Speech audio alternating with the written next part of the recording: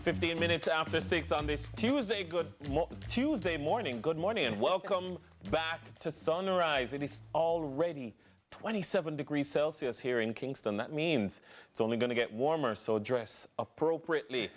Well, if you hear a little noise in the background, that's the sound of TK banging on the door because we've locked her out because we planned to do a song for her to welcome her, and we just totally forgot. We didn't work on the song We didn't forget. So, I mean, we're just going to have to power through. Sorry, TK.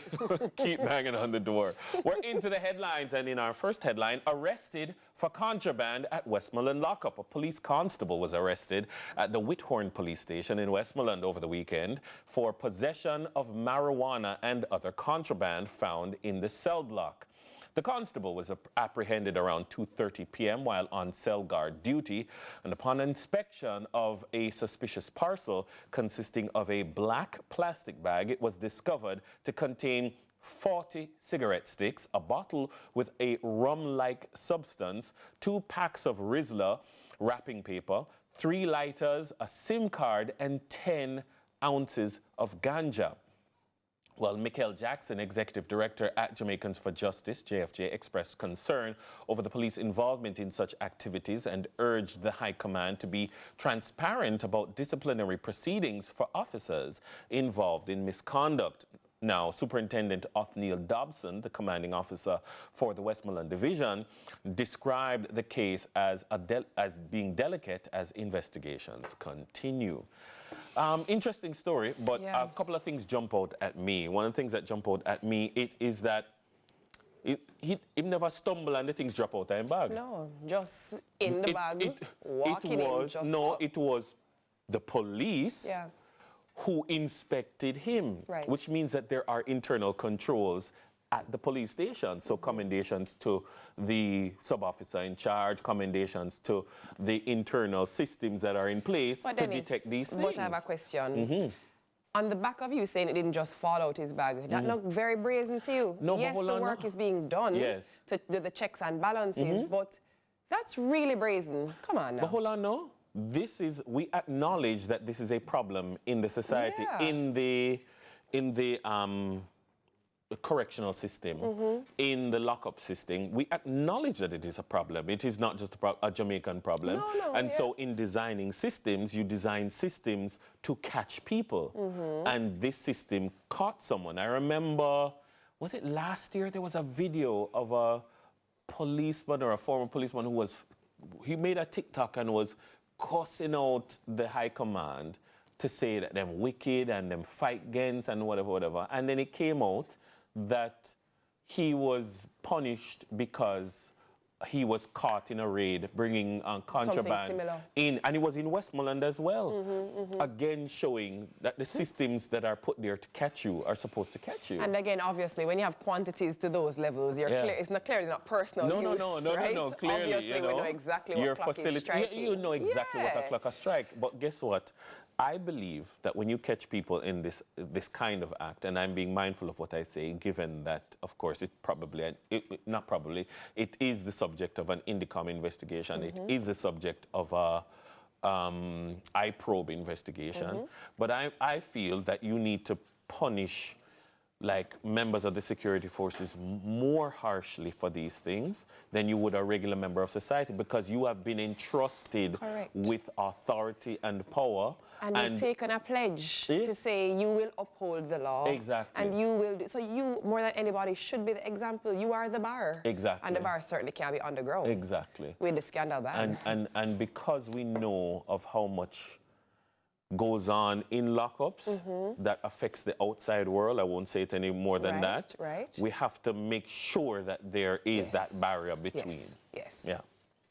All right, in headlines again, UWI Mona students reject fee hikes. Now, students at the University of the West Indies, Mona, have initiated a digital protest urging the university to reconsider fee increases for accommodation and tuition. The protest comes after repeated appeals from the Students' Guild for better amenities and reduced fees. Now, in response to a notification of a 16% rise in hall fees and a 10% increase in tuition, Incoming president of the Mona Guild of Students, Perry Cummings Jr., expressed dissatisfaction, stating that the increases failed to enhance services or amenities, but rather fund university deficits.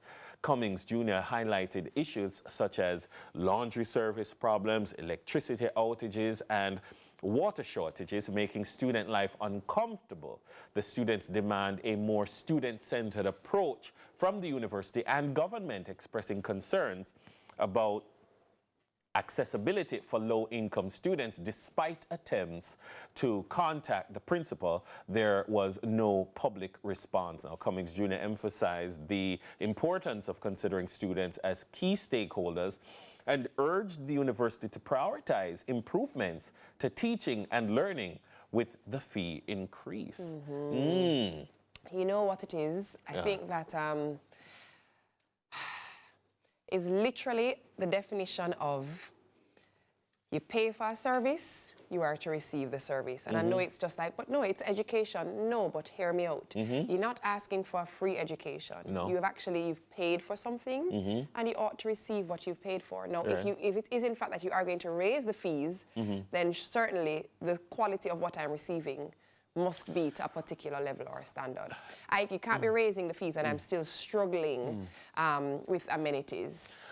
I agree. I agree. I know the economy is doing what it's doing, and I know that the cost of things have increased. However, the standard has to elevate. You can't justify the increase. I agree. The challenge, though, is that if the cost of delivering the service is rising, then who funds that increased cost of delivering the service? Now, I'm currently a student at the University of the West Indies, Mona. I was a student at the University of the West Indies, Mona, a long time ago. And my first iteration and my current iteration, the university feels like a very different place. And it feels like a very different place because right now it feels like the university broke. Like it just feels like the university does not have the same level of funding or the same quality of funding, or maybe it is that funding tertiary education has changed. And I don't know if we need to have that conversation about, you know, where we are with it.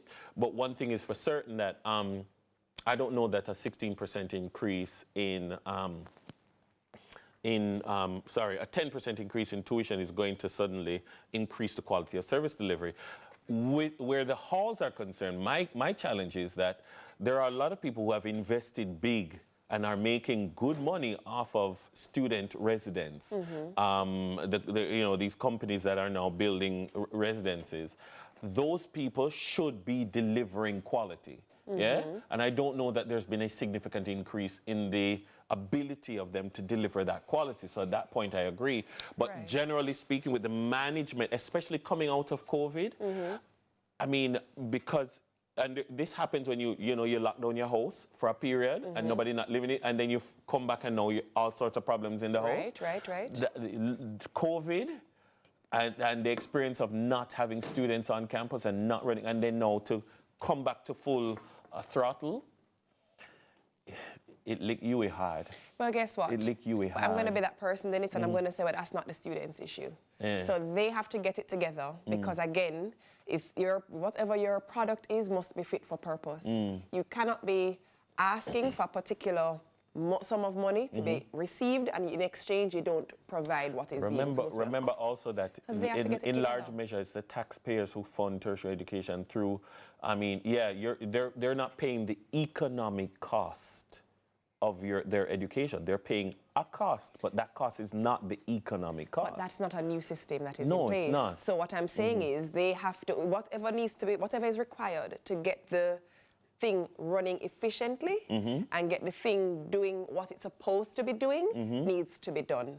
And if it is that you're going to increase fees, then students ought not to be experiencing electricity shortages, water shortages, issues with amenities, inability to do their laundry. That's not fit for purpose. You can't demand an increase in something and you're not providing what you're paying for. Well, that's what I'm talking about in relation to the student residents, because that's a student residence issue. Well, those are the complaints that were listed in the story. Yeah. But in terms of some of the other things, in terms of the quality of the delivery of the teaching and the management of the plan, that's another story. And I don't know As again, cost of providing tertiary education, that's a whole more than a headline. It's a lot more than a headline. It's a whole segment. But that's it for the headlines, though. Dennis, how do you say this? Is it le gros titre? Titre. Titre? All Gros. right. So we just had le gros titre. Yeah. That's headlines in French, apparently. But on the other side of the break, it's time for Fluency Flex with a Jeopardy twist. Ooh. Well, get ready to see me lose when you come back on Sunrise. I'm not even in denial about this. I'm going down.